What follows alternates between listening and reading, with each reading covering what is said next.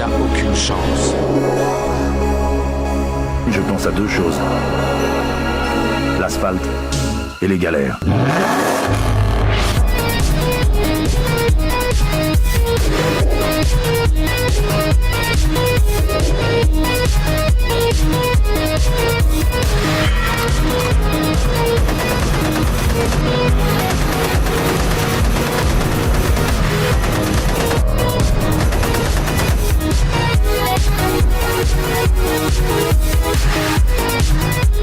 Salut les aventuriers, bienvenue à bord de notre bolide l'Interceptor. Nous voici de retour, le podcast dont vous êtes le héros, le podcast qui discute des livres-jeux. Mon acolyte, à côté de moi, vas-y Fred, défonce le harpon là, à côté de nous. Ah putain, j'adore cette caisse, je kiffe. Les 8 cylindres là en V là, c'est le kiff total. Non, super. Alors c'est de Chevrolet Interceptor mais qui ressemble à une Lamborghini Countach. Cherchez l'horaire. Non, cool de se retrouver. Arrête de causer, appuie sur le champignon. Ouais, ça fait je suis à four là, tu vois pas là.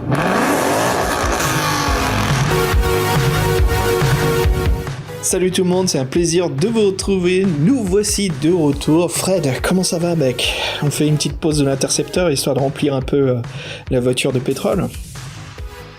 Oui, le pétrole très important de cette histoire, combattant de l'autoroute, pour ceux qui n'avaient pas fait la liaison. Non, très sympa de se retrouver. Moi j'aime bien parce que souvent, dans notre podcast, on a des compliments, que ça rappelle des souvenirs à nos auditeurs. Et ben moi, celui-ci, je l'attendais, cet épisode, je l'attendais depuis longtemps. Parce que c'était un des livres que j'avais eu entre les mains quand j'étais jeune, mais j'avais pas pris le temps de jouer. Je sais pas pourquoi, je savais pas de façon. Ils m'appartenaient pas les livres, j'ai passé devant moi, j'ai gardé un petit peu et je les rendais. Et celui-ci m'avait impressionné par ses dessins. Et puis comme Mad Max, j'étais trop jeune pour le regarder, c'était interdit. Bah là, en fait, j'avais accès à Mad Max en livre et. Donc franchement un gros désir autour de cette aventure et je sais que secrètement c'est un vote patriote de nos patriotes qui l'ont choisi, je les remercie et secrètement je voulais qu'ils choisissent parce que moi c'était une grosse envie quoi. La voie du tigre est terminée, bah heureusement il y a le combattant de l'autoroute pour me réconforter. Et puis écoute, commençons immédiatement, vas-y, démarre l'Interceptor, c'est parti, causons de l'univers du podcast. Alors première chose Fred, le courrier des lecteurs, ça fait un moment, mais le voici de retour, comme une Ferrari qui fonce vers nous, et ben on voudrait remercier Mikachu pour son email, encore merci mec, ce fut un plaisir de lire tes souvenirs de nostalgie, tes retours justement sur des aventures auxquelles tu t'es recollé dessus, et puis merci beaucoup de ton audition. Fred, il y a un extrait qu'on avait choisi là, tu veux le partager ? Ce qu'il nous a écrit, j'ai trouvé ça top. Oui, sympa, Mikachu, qu'est-ce qu'il nous dit ? Bah, quand j'étais petit, je me lançais dans l'aventure sans lancer le moindre dé. Tel un punk anarchiste à tétine, je trichais sans vergogne et ressortais invincible de chaque épreuve de combat. Devenu adulte et m'étant racheté une conscience de joueur, je comprends mieux pourquoi j'avais traversé le manoir de l'enfer comme si c'était la maison de Mickey et le labyrinthe de la mort comme la prairie des Teletubbies. Mais j'aime beaucoup quand il dit ça, tel un punk anarchiste à tétine, je trichais sans vergogne. J'ai trouvé ça vraiment sympa comme image de joueur de livre-jeu, quoi. Donc ouais, écoute Mikachu, au plaisir. Et puis t'as dû recevoir un email de notre part, de l'équipe, pour te remercier justement. Et puis écoute, on te dit à bientôt. Ouais, bientôt Mikachu, merci, parce que le courrier des lecteurs, ça fait quelque temps qu'on n'a pas reçu, et c'est quelque chose qui nous manquait, donc merci à toi, et on espère qu'on a aussi répondu à toutes tes interrogations, ou c'est les conseils que tu nous demandais, mais en tout cas, merci encore de ton mail, effectivement. Une autre chose à communiquer, c'est qu'on a trouvé une sacrée pépite comme sujet, j'ai même pas envie de dire ce que c'est, pour le prochain podcast. Oui, je dirais juste que c'est né de la frustration de ne pas avoir allé au bout d'un autre projet de type magasinesque, je dirais. C'est tout ce que je dirais. Ouais, bien dit. Voilà, c'est tout. On vous réserve la surprise le mois prochain, vous allez voir. Et puis, dernière chose, des nouveautés, préparation du prochain vote sur Patreon aussi, voilà, les exclusivités, mais on partage à tout le monde parce que bien sûr, tous ceux qui nous écoutent, vous allez voir, nous allons donc discuter ce printemps d'un livre-jeu qui sera Fred, soit parmi ces 4 choix. Oui, alors c'était gros débat à la rédac, hein, comme d'hab. On s'est battu et tripé déjà pour constituer les listes, mais sinon, donc on a de tout ça, il a sorti le repère des morts vivants, Le temple de la terreur. le vampire du château noir. Les sceaux de la destruction. Jolie liste, hein, n'est-ce pas? Bah écoute, ça me fait plaisir. C'est vrai que le vampire du château noir, on le remet, mais c'est qu'il y a quelqu'un parmi le podcast qui voudrait vraiment écrire un dossier dessus, donc on verra bien ce qui va se passer. Allez, vas-y, on fonce le champignon, c'est parti. Traversons les dunes arides qui étaient, il y a très longtemps, tout un océan. Mais il ne reste plus rien. Fred, en route. Trêve, rentrons directement dans ce livre, défonçons-le avec l'avant de la carlingue. Une seule édition des combattants de l'autoroute est sortie en 1985, Freeway Fighter, son titre original. 380 paragraphes, une adaptation en bande dessinée. Le combattant de l'autoroute, on peut dire, Fred, est une aventure qui n'a rien à voir avec de l'heroic fantasy. Mais, avant d'en savoir plus, que s'est-il passé en 1985 ? 85, c'est pas passé grand-chose en dessin animé, donc on a dû lui dénicher un truc obscur que personne connaît. Ils ont quand même réussi à en sortir des jouets. Et ça, une émission jeunesse qui n'a pas survécu, qui n'a pas traversé les âges, qui s'appelle Transformer. Une idée. 100 épisodes quand même. Putain, les mecs, ils se sont acharnés. Un énorme succès pour ces robots capables de se transformer, que ce soit en véhicules, radio, armes et même animaux. Et bien sûr, on trouve l'éternel combat entre le bien et le mal avec les gentils, les Autobots, contre les méchants, les Decepticons. En fait, les mecs, ils ont rien inventé, parce qu'il y a un film qui est sorti.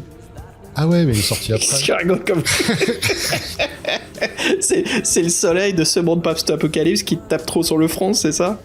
Non, mais bon, bref, c'est tout à fait de réflexions qu'on pourrait se faire. Grosse chose importante, ce n'est pas le Club Dorothée qui a amené ça en France. Et non, c'est le service public, messieurs, dames, Récréa 2, qui cartonnait, qui talonnait la une grâce aux Transformers.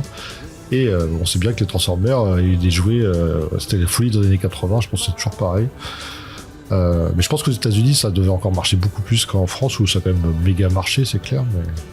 Ouais. Je me souviens gamin, hein, c'était super cool d'avoir un jouet Transformer, parce que même le fameux Decepticon, comment il s'appelait, t'avais le gentil qui était Optimus Prime et le méchant c'était qui se transformait en Luger, carrément en pistolet, et le jouet lui-même se transformait vraiment en pistolet avec aucun bouchon rouge, le truc qui pourrait passer pour une arme de loin, quoi.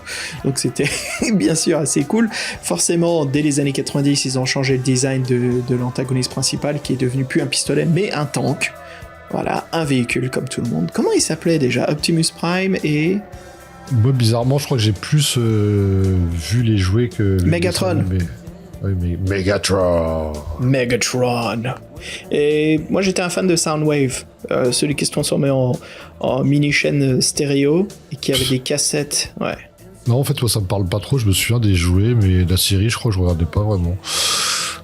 Ah bah ça faisait partie du bloc, pour nous c'était samedi matin, quoi. C'était She-Ra, Musclor, Thundercats, connu en France sous Cosmocats, Transformers, Silverhawks, Galaxy Rangers. Il y a Mask aussi. Mask, Brave Star. Ouais, Brave Star, Mask. Ah, Brave Star, j'étais ouf de ça, c'était le truc c'était avec trop les bien, zombies. Brave Star. Ouais, j'adorais les figurines, je dormais avec dans mon lit, je m'en souviens. C'était cool, Brave Star. Et puis, un petit dernier pour la route. Ah oui, Tiger Sharks. Je sais pas si vous avez eu ça en France. Ouais, c'était c'était un peu comme les Cosmocats. Au lieu que ça soit des chats, c'était pas des poissons, mais des requins, requins marteaux, voilà. Et puis c'était sous un monde aquatique, quoi. Je crois même que c'était le même studio. Enfin voilà, écoute Fred, heureusement que notre bolide se transforme pas, sinon on serait broyé en charpie à l'intérieur, là, de l'Interceptor. Mais voilà, 1985, en toute beauté. Allez, discutons de ce qui est le plus évoquant de ce livre. Bien sûr, ce sont ses illustrations, parce que c'est la première chose qu'on voit. On juge toujours, malgré qu'il faut pas un livre sur sa couverture, parce que la couverture, c'est ce qui nous fait l'acheter. Belle aventure, c'est ce qui nous le fait relire plus d'une fois. Discutons de Jim Burns. Vas-y, Vas-y, Fred. Strawberry. Vas-y Fred, parle-moi de Jim Burns. Oui, alors Jim Burns, comme tous les autres illustrateurs, souvent, il est britannique. Il a réalisé donc la couverture du combattant de l'autoroute.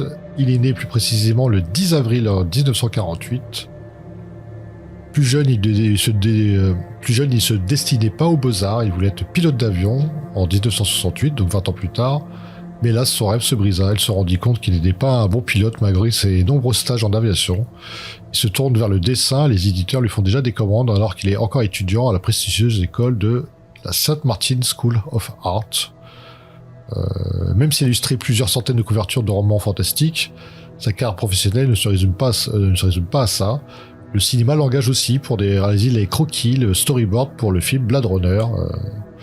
Donc vous voyez, il a commencé assez tôt quand même aussi travailler pour le cinéma. Il a reçu 3 prix Hugo. Hugo qui est un des grands prix les plus connus de la science-fiction, qui est décerné chaque année, qui récompense les auteurs mais aussi les artistes dans le domaine de la science-fiction et de l'heroic fantasy. On va dire que comme souvent en vieillissant, il s'est éloigné un peu de ce milieu.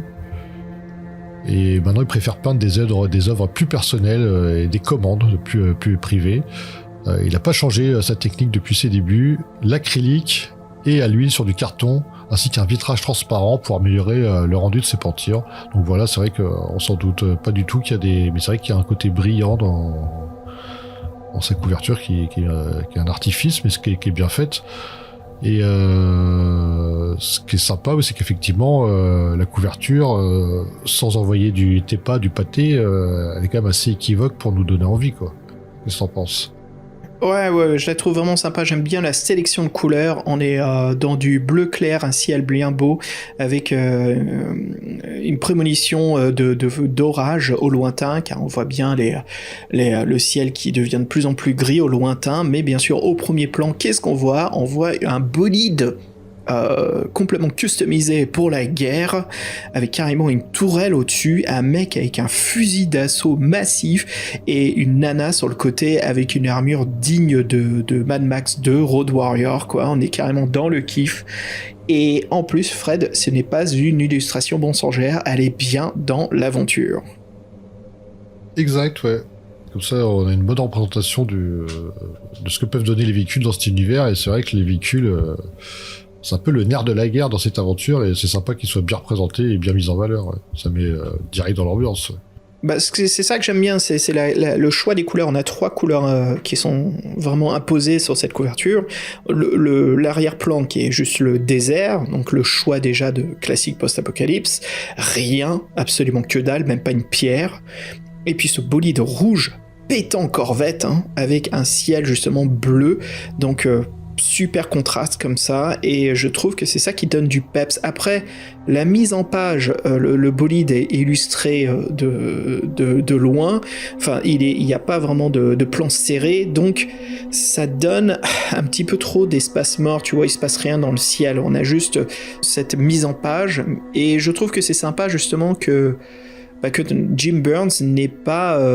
illustrer une scène d'action qui est très classique, très cliché. Je trouve en fait le fait qu'on a juste ce bolide à l'arrêt avec 2 guerriers aux côtés, ça permet de donner une autre atmosphère au livre que quelque chose de plus classique qui est dans une scène d'action. Il y a un côté relax et ça permet de... Tu vois ce que je veux dire ? Ça dégage quelque chose de plus communicant sur ce monde et cette aventure. Bon, on a l'impression que oui, le danger il est partout, il est même tapis, au repos, pas fort. Exactement, c'est comme s'ils nous guettaient, quoi. Ils nous attendent, nous les héros. Ouais, donc la couverture est pas mal du tout, mais les dessins intérieurs méritent le coup d'œil aussi. Ouais, Kevin Bulmer. Alors Bulmer, c'est un Britannique, il est né en 62, il réalise les dessins intérieurs du combattant de l'autoroute, mais... il était surtout connu pour la conception de jeux vidéo pour la société Synthetic Dimensions qu'il a confondée en 1985. Voilà, il travaille aussi pour le magazine White Dwarf et à Puff & Box pour des textes. On sent tout de suite que c'est quelqu'un de l'enseigne, donc forcément Ian Livingstone, il a dû voir ses illustrations et s'est dit mais mec, attends, mais viens travailler sur mon projet. Kevin, malin, s'est dit mais oui, carrément, mec. Donc voilà, dans les années 90, il collabore via la société de jeux pour réaliser un clip du groupe Iron Maiden pour la chanson The Angel and the Gambler. Donc ça, je savais pas, Fred. Voilà, tout se lit dans le podcast dont vous êtes le héros. Ouais. Hein. Et puis voilà, en 2009, il reçoit un diplôme honorifique de l'université de Wolverhampton, excusez-moi pour si j'ai un petit peu broyé la prononciation, Wolverhampton, au Royaume-Uni, pour le récompenser d'avoir été un pionnier de l'image 3D et dans le développement des jeux vidéo. Il avait encore plein de multiples projets quand il apprend en 2010 être atteint du cancer de la prostate. Voilà, et il décède en novembre 2011. Kevin Bulmer, franchement, c'est un illustrateur vachement important, a une passion que nous avons tous ici. Bah, c'est tout ce qui a été créé, bien sûr, par Steve et Ian, hein, que ça soit le Games Workshop, les Fighting Fantasy, les défis fantastiques, et même pour beaucoup d'entre nous, la Sega Mega Drive, la Sega Genesis aux US, car voilà, Kevin a aussi travaillé sur le concept art de, attention, 3 grands jeux de cette console, Gauntlet 2, Golden Axe et Terminator 2. Alors Golden Axe, je crois que là c'est un jeu que quasiment presque tout le monde avait sur la Mega Drive. Hein. Mais même, je sais pas encore. Moi, j'y ai joué pas que sur Mega Drive, hein. En salle d'arcade. Gauntlet, c'était aussi sur les ordinateurs. Non, c'est des jeux Gauntlet mythiques. 2, mais oui. Gauntlet 2, jouer à 4 joueurs sur la bande d'arcade, c'était juste super. Et il y a un arcade pas loin de chez nous, ils ont Gauntlet 1 et 2, et je t'admets que c'est super, quoi. Il y a une très bonne ambiance. Tu peux juste joindre une partie, il y a des couples ou des célibataires qui jouent, et je peux te rejoindre, ouais, vas-y, rejoins-nous, rejoins-moi, et puis on joue tous ensemble, tu joues avec des inconnus, tu passes un super moment. Bah et tout ça sous l'univers visuel de Kevin Bulmer, quoi. Franchement, c'est marrant, tu vois, je connaissais pas le nom de cet artiste qui a tellement transmis des codes visuels, de l'inspiration à notre enfance, quoi. Ouais, puis comme on dit, les meilleurs partent toujours en premier, donc il est décédé quand même assez jeune. Hein. Puis bon, de toute façon, total respect. De toute façon, pour faire jeux vidéo des années 80 et Iron Maiden dans la même carrière, respect total. Plus les autres héros. T'imagines tu sais, ça fait longtemps que je l'ai pas sorti cette blague, c'était le fameux bistrot où t'as des écrivains qui sont pas encore connus, des artistes pas encore connus. T'as Kevin Bulmer qui arrive dedans et qui salut, t'es qui toi? Ouais, salut, je suis Kevin, je travaille pour un groupe qui s'appelle Iron Maiden, ils sont un peu petits, et puis pour une console japonaise, la Mega Drive, je sais pas si vous connaissez. Non, on connaît pas. Ok, ouais, je vais faire ça bientôt. Et puis voilà, quoi, le succès total. C'est vrai que c'est toujours bien d'être un pionnier, hein. C'est les pionniers qui prennent des risques, hein, donc. Ouais, c'est exactement ça, quoi. Il faut prendre des risques et regarde-moi ça, c'est beau. Et puis, autant... C'est peut-être un peu trop sérieux, là, pour ce qu'on est en train de parler, mais j'avais juste envie de dire, pour ceux qui sont pas chauds sur prendre des risques, mais qui pensent sincèrement, autant se casser la gueule à quelque chose que l'on aime, que quelque chose qui nous fait chier. C'est sûr, au moins tenter sa chance. Et puis, en parlant de tenter sa chance, discutons vite fait, Fred, des couvertures différentes par région, parce qu'il y a une nouvelle édition anglaise qui a sa propre couverture, et puis bien sûr, les éditions américaines, pas tous les Fighting Fantasy, les défis fantastiques ont été transmis aux US, mais quelques-uns. Et la couverture américaine, ça fait très jeu vidéo, j'ai l'impression de voir un boîtier de Nintendo. On voit un bolide rouge qui n'est absolument pas notre caisse dans le jeu, et qui est poursuivi par une Jeep, une moto et un hélicoptère. C'est cool en tout cas, quand on voit, il y a une voiture qui a explosé au loin. Et Fred, toi, la version anglaise, comment tu la décrirais? Parce qu'elle est bien dans ta face. Oui, mais en fait, on dirait les 24 heures du Mans sans le circuit.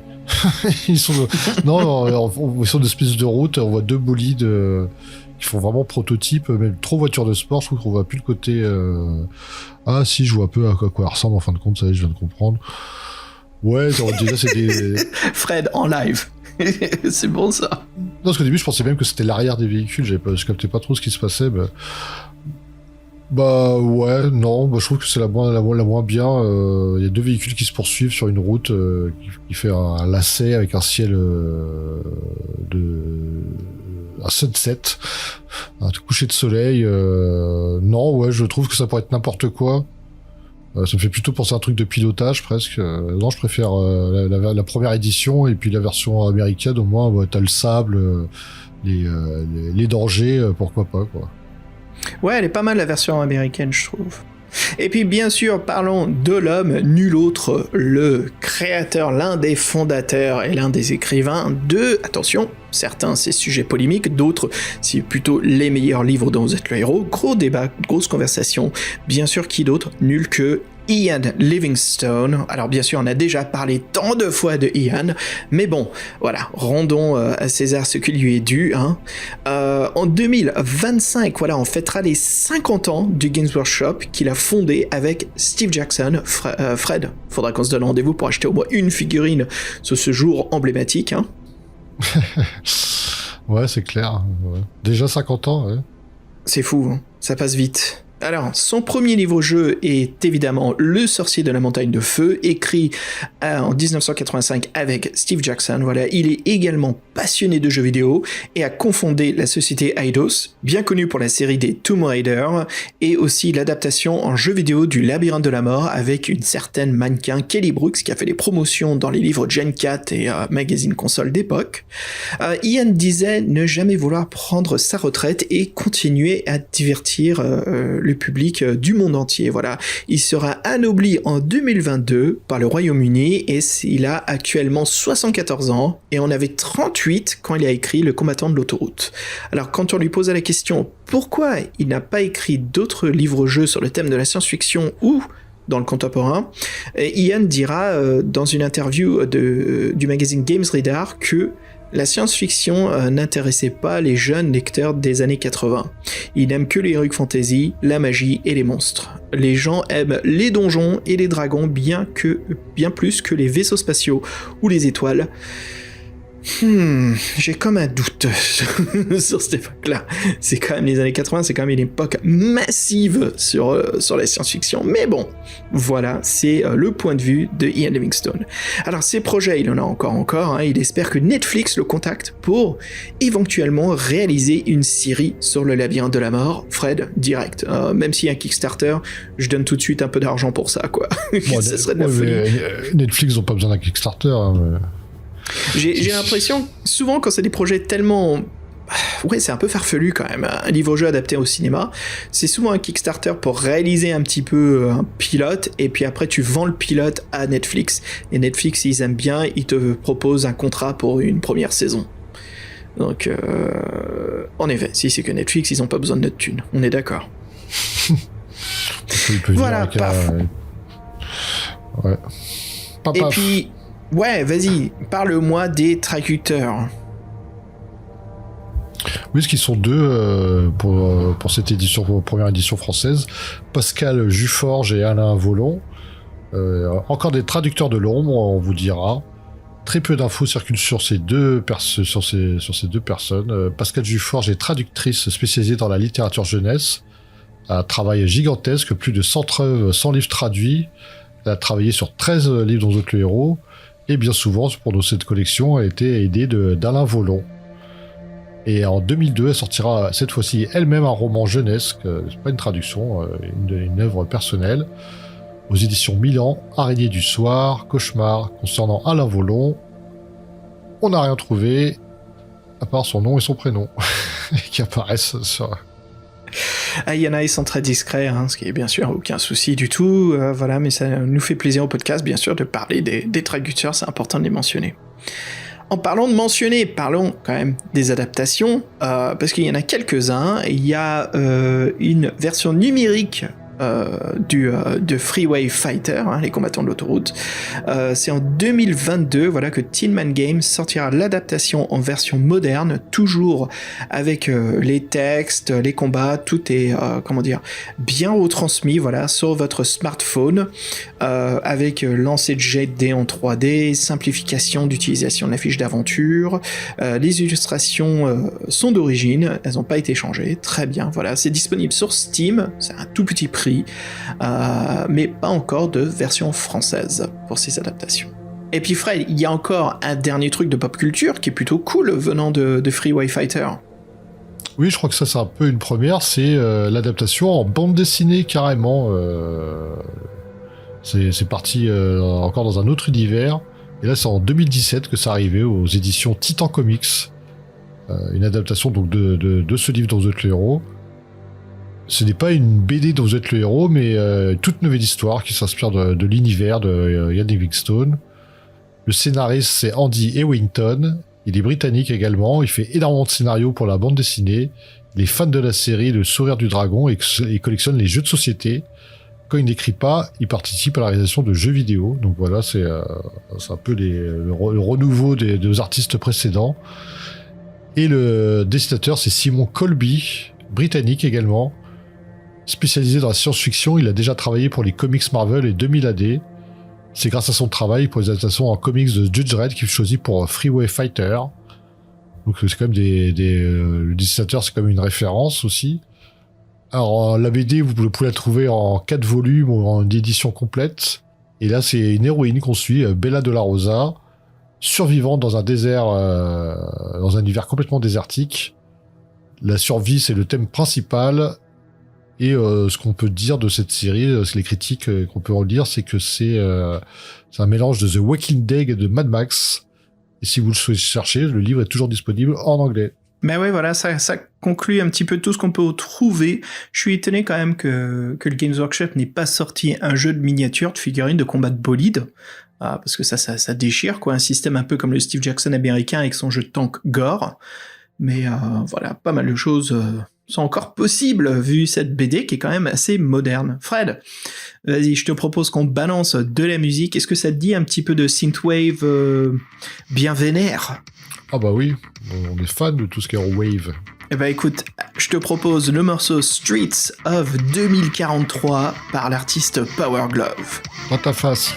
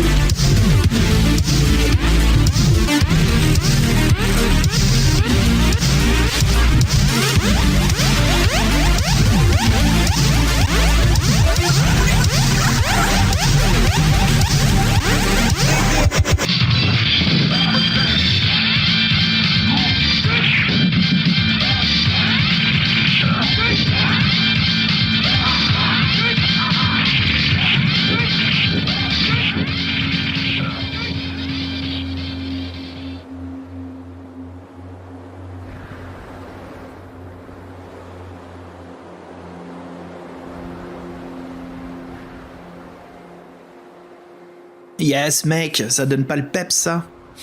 Allez, c'est parti. Le combattant de l'autoroute, 13e volume de la saga Défi Fantastique Fighting Fantasy. Alors, le synopsis. Un virus mortel a décimé la population de la Terre, devenu un vaste territoire inculte et sauvage, livré à la barbarie des survivants dont certains, tels que vous, se sont réfugiés dans les villes fortifiées, alors que d'autres se sont réunis en hordes de bandits qui rôdent à travers le pays. Vous avez été chargé d'une mission périlleuse, traversée à bord d'une Dodge Interceptor spécialement équipée et armée, les sauvages étendus qui mènent à la raffinerie de San Angelo, afin de ravitailler en essence la paisible ville où vous vivez, Nouvelle Espérance. Classique, mais punchy, et on a déjà nos buts, c'est sympa. Ouais, c'est un synopsis très simple qui décrit un peu tout, c'est parfait, puis c'est sympa qu'il mentionne la voiture, la Dodge Interceptor. Fred, justement, on mentionne dans cette aventure, non seulement nous sommes un aventurier, mais nous sommes équipés d'une voiture, ce qui bien sûr va changer absolument, pas autant que ça, mais les règles, tu nous en parles un peu ? Oui, donc c'est un défi fantastique, les règles sont à peu près les mêmes, donc toujours habilité, endurance et chance. Il me semble qu'on a un peu plus de points d'endurance que d'habitude, mais bon bref, c'est un détail. Oui, donc le truc c'est que votre véhicule, c'est vraiment votre maison, c'est quelque chose de très important dans l'aventure, et donc elle a aussi des caractéristiques et une espèce d'inventaire d'équipement, donc ça c'est plutôt sympa.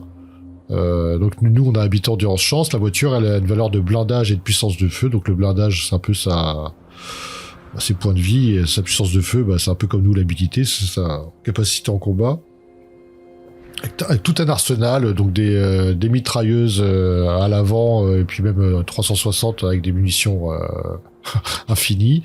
On a 4 roquettes très importantes, roquettes égale adversaire détruit, des trucs, des bacs à clous, des trucs à huile, et surtout un bidon d'essence. Et les petites différences, et donc ce qui est sympa dans cette aventure, c'est qu'il y a les combats à main nue, je veux dire les combats habituels. On peut se battre aux armes à feu, ça c'est un peu une nouveauté. Bon, la différence se fait surtout que les dommages sont plus importants, c'est 1 dé de 6, et donc il y a des dommages, et il y a des combats de véhicules, et c'est ce qui nous attend, et ce qui nous intéresse dans cette aventure, c'est les combats de véhicules, et on a même droit à un joli dessin, une petite fiche de perso de notre auto, et très vite elle est représentée dans l'aventure. C'est marrant parce qu'ils disent que c'est une Dodge Interceptor, mais moi j'ai vu une Lamborghini Countach, c'est tout ce que je dirais, et je n'en dirai pas plus.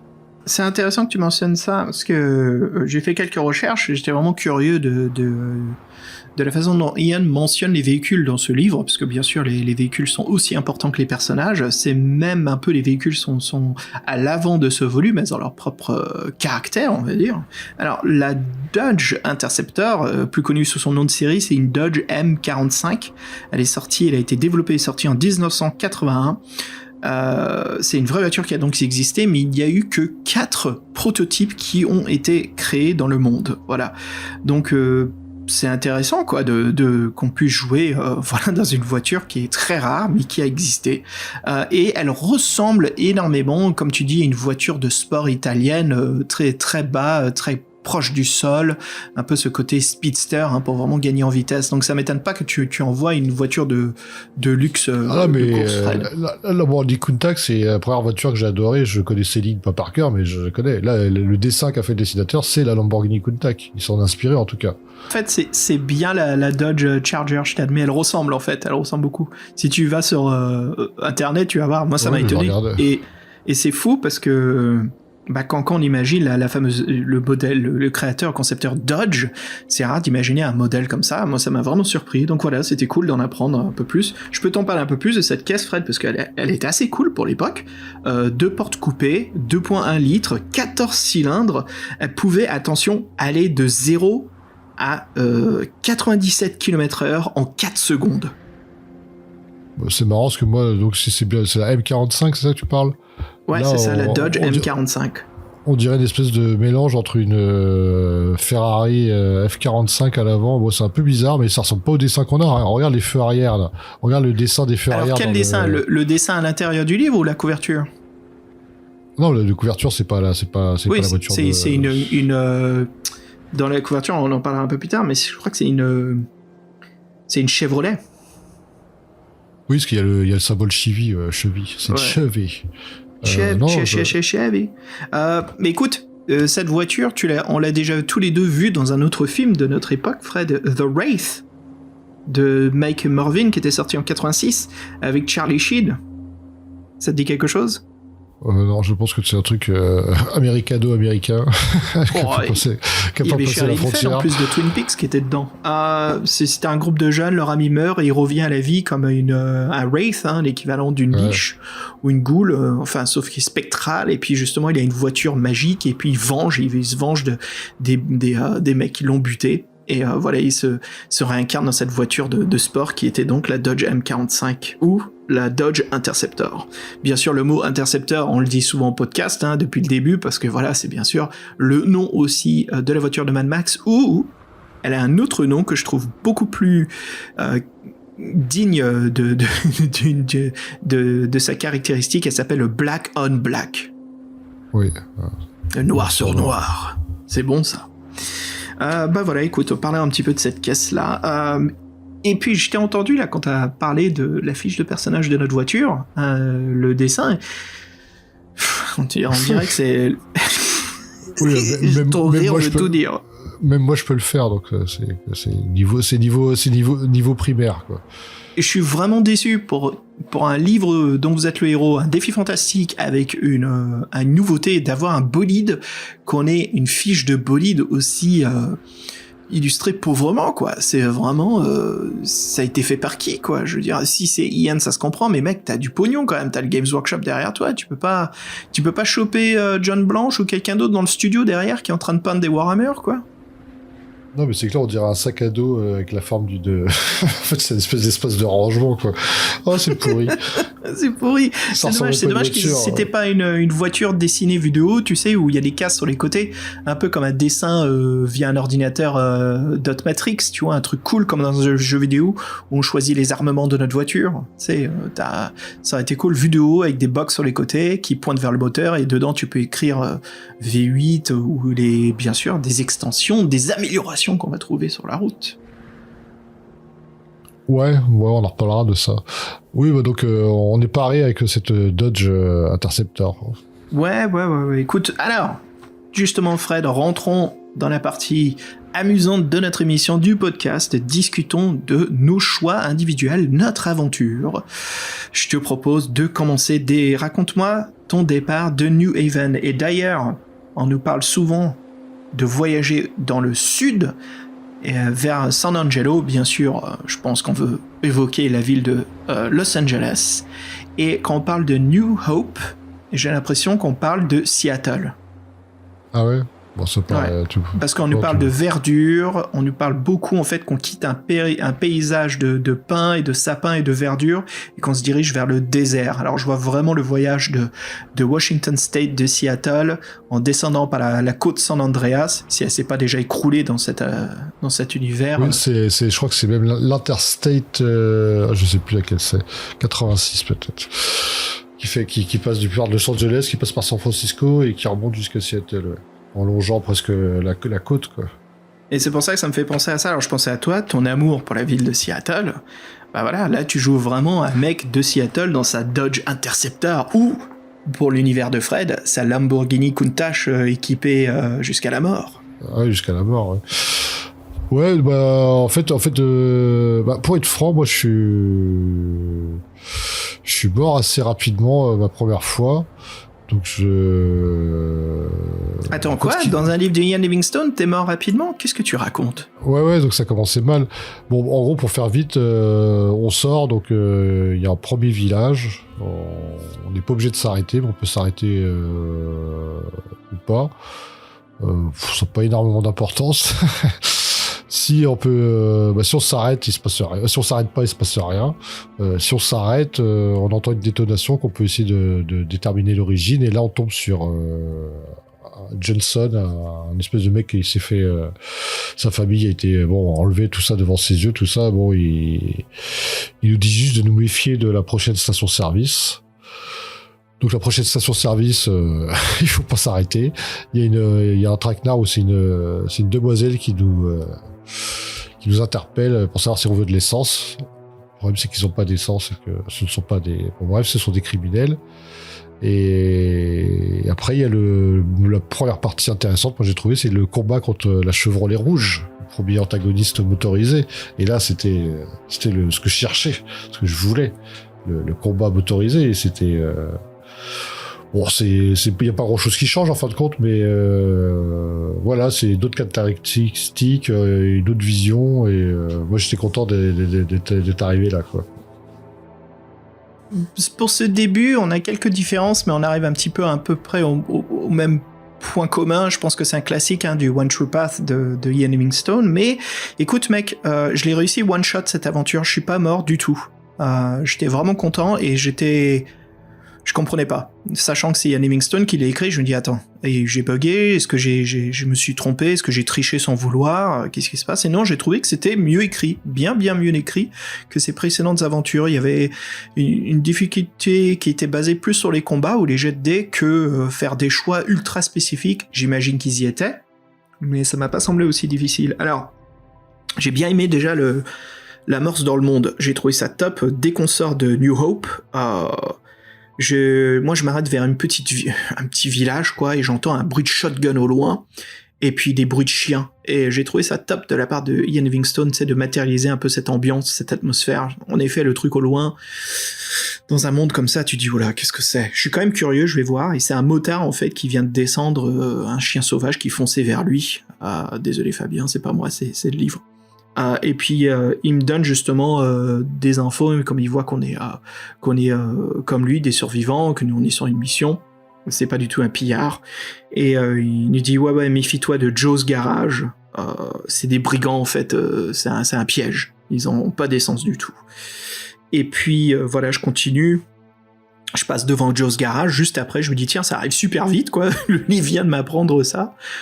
Et le livre te fait un peu t'arrêter via la nana. T'as une illustration bien sûr de la nana qui dit full service ou pas. Moi je dis que dalle, vas-y j'appuie sur le champignon, je me barre. Je suis bien les consignes que m'a donné ce mec au début, ce motard. Après, par la suite, comme t'as dit, la couverture du livre, ce fameux premier combat que nous avons, un combat à la Mad Max, contre la Chevrolet Rouge. J'aime bien le dessin, quoi. Il y a carrément une tourelle qui est créée sur la voiture, où il y a un homme muni d'un M16, voilà, c'est la première bataille de l'autoroute. C'est amusant, mais c'est pas aussi innovant que ça, j'ai trouvé que c'était trop simpliste, et j'en reparlerai bien sûr plus tard dans la critique, mais pour faire plus simple à ce moment-là, j'ai trouvé que ça ressemblait beaucoup au type de combat qu'on a d'un défi fantastique, quoi. Puissance de feu et voilà, c'est que des tests de jet, rien de plus. Mais bon, c'est quand même amusant, et puis on sent bien l'ambiance. Donc voilà, on peut dire c'est cette première vingtaine de minutes de lecture, moi je suis vraiment à fond dans l'univers, Fred. Oui, et puis c'est un univers auquel on a facilement des images qui nous viennent, une ambiance qui nous vient. Donc là, le bouquin, est parfait pour ça. Puis les dessins fonctionnent très bien. Donc les dessins intérieurs, c'est vrai, ils sont pas magnifiques, mais ils font le job, tout ce qu'il faut. Et moi, je pense que jeune, il m'avait frappé, et les ennemis étaient mémorables, quoi. Ils avaient tous un style. Ça, c'est sympa. On peut faire un petit écart de ce qu'on a vécu et causer vite fait des illustrations ? Oui, vas-y. Ouais, alors j'ai lu ce livre gamin aussi, il a circulé dans la cour de récré parmi les lecteurs de livres-jeux. Je faisais partie de ce cercle d'une dizaine de garçons, quoi. Moi, j'ai toujours trouvé très pauvre. Alors je sais que je risque d'avoir l'avis contradictoire, je suis absolument pas dans la majorité, parce que je t'entends, je vois que toi tu aimes bien. Moi, je les trouve très pauvres, très sobres, je trouve qu'il manque absolument de détails, ils sont très creux. Par contre, ce que j'aime beaucoup, c'est que on sent bien l'attitude des personnages que l'on rencontre, leur pose, le regard qui te lance, comment c'est illustré. On reconnaît même certaines célébrités, il y a quelqu'un qui ressemble carrément à Chuck Norris. Voilà. Oui, ouais, c'est vrai.